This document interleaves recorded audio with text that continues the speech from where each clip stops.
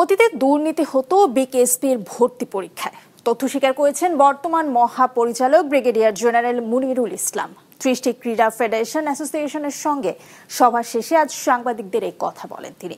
ক্রীড়াঙ্গনের বিভিন্ন ডিসিপ্লিনে সাফল্য পেতে ফেডারেশনগুলোর সঙ্গে আলোচনায় বসেন বিকেএসপির কর্মকর্তারা। সেখানে সর্বোচ্চ গুরুত্ব পায় অলিম্পিক সাফল্যের লক্ষ্য।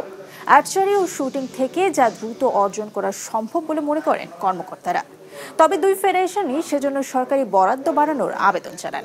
বর্তমানে বিকেএসপি থেকে তারকা খ্যাতি সম্পন্ন খেলোয়াড় উঠে না আসার কারণ সম্পর্কে মহাপরিচালক বলেন, অতীতের ভর্তি দুর্নীতির কথা।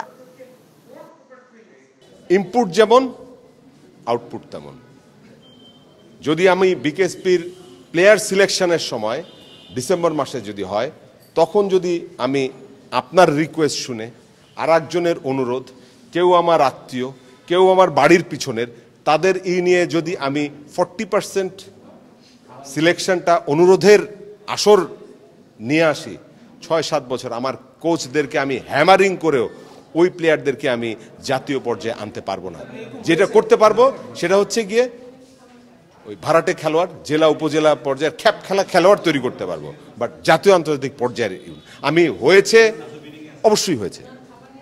বাট সর্বশেষ যেটা গত ডিসেম্বরে একটা প্লেয়ারও রিকোয়েস্টের কোনো ছিল না, কোনো জায়গারই না।